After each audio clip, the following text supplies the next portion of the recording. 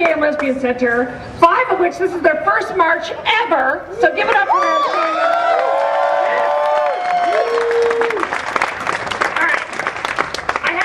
Written because normally I just curse and swear, so I had to write things down to try not to swear for 3 minutes. All right. Thank you for the introduction. Thank you for letting us come. Wave to the cameras. The D-list crew is here. Wave. Hello. Make your cause known. Make your cause known. There are people in America that don't know about gay marriage and think they don't know any gay people and think that this doesn't apply to them, but it does. All right.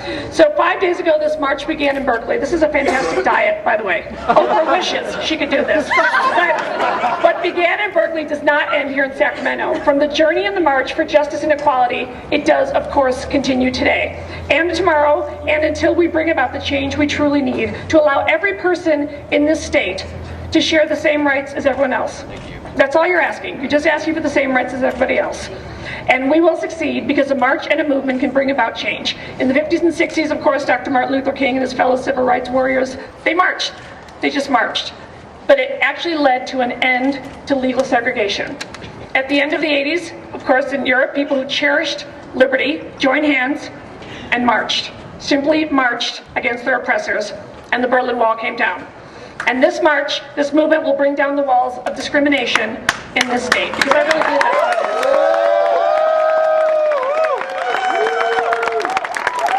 You know, I tell inappropriate jokes, but even I can't find anything funny about Prop 8. And let me tell you, I perform all across the country all the time, and most of the other states kind of can't believe that we're doing this. So it's a very antiquated notion. We'll get rid of it. So anyway, it makes me angry. The gays are pissed, right? I know you guys are pissed. Pissed, and you should be.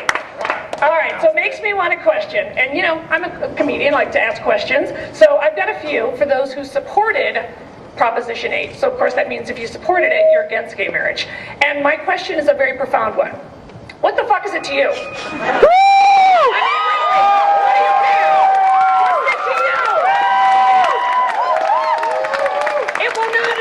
Affect your life in any way. It would not adversely affect your family or your faith in any way. Get over it. Okay. You know, 50% of straight couples end up in divorce. I'm one of them. So I don't know if people are afraid that maybe the success rate would be like 90% in gay couples and then they'd look silly. I don't know. But it's a new millennium and America's changing as we're just obviously fighting for just a simple and civil liberty and basic right. All right, maybe I'm missing something here. Did gay marriage cause the $10 trillion debt? I don't know. Did I miss that? Is gay marriage the reason we have gridlock and bridges that are falling apart? Are gays saying I do at a wedding the reason kids in high school who are asked to read say I can't? Are guys giving each other wedding rings the cause of a failing healthcare system? No. Do people at AIG say, oh look, 2 lesbians want to get married. Let's teach them molesta and bankrupt the financial system? No. This brings me to one other question.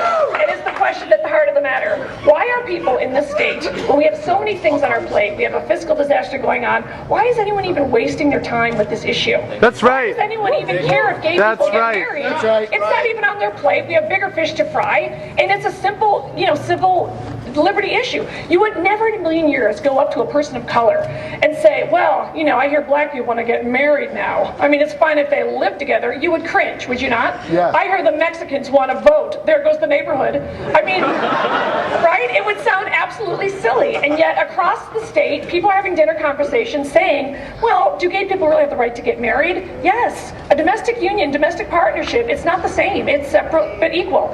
See, I digress. That's what I have to go.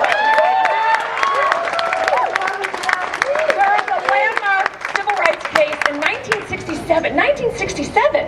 I hadn't even been born yet. That's right. Yeah, baby. There was a landmark civil rights case in 1967 about marriage where the Supreme Court said that a state could not prevent a man and a woman from marrying because of the color of their skin. That was as recently as 1967. I don't ever think there's been a better name for that court case. You know what the name of the case was? Loving versus Virginia. Loving versus Virginia. The Lovings were loving, just like couples here, and they all wanted the chance to get married and live together and just simply be treated like their neighbors. Not special, not better, just treated like their neighbors. It's the same thing that we're asking here today. Today we speak of one struggle and one fight, and those are powerful words, but I look out this crowd and I realize how much more it is than words, and how powerful it is and how powerful it can be. So this is about men and women, young and old, people of every race, religion, color, creed. This is about couples who are in love, who simply want to enjoy the same basic fundamental rights that we all do. So I'm enlisting in your battle, I am joining your cause, and I can't...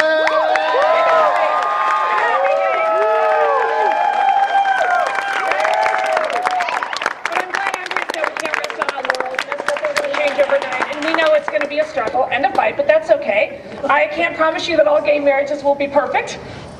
Right, wasn't it? But one day they will be perfectly legal, and that's the important thing. And I certainly don't have all the answers, but I promise you this. I will use my voice to speak out for fairness and against discrimination, because that's really what this is. This is just good old-fashioned garden variety discrimination. That's right. And I will not be silenced, and I know you won't, until we have equal rights. That's right. All right, some of you might remember a little movie called Norma Ray with Sally Field. Remember Norma Ray? Yeah. I know, I love it. Yeah. All right, in the movie, Norma Ray joins the union and leads the movement to empower the fellow mill workers. She was facing intimidation from her bosses, which I'm sure some of you have, character assassinations, I know some of you have, even violence, and unfortunately I know some of you have suffered from that too. Norma Ray finds a new kind of courage within herself as she passes out flyers, makes phone calls, marches, and holds meetings to convince workers to organize and demand a better life. Any of this ring a bell with you guys? I thought so. That's right, Norma Ray, she becomes what you might call, oh, what is the phrase? A community organizer. Remember when our good friend Sarah Palin tried to make that a pejorative? Oh, you don't want one of those nasty community organizers around the country. In that iconic scene that we all remember, faced with arrest, she stands up on the table. Remember? She had a cute little t-shirt on. She stands up on the table, and she has a sign that says simply the word union. Well, today, I would like to channel the spirit of Norma Ray, and some of my friends call me Norma Gay. Yeah!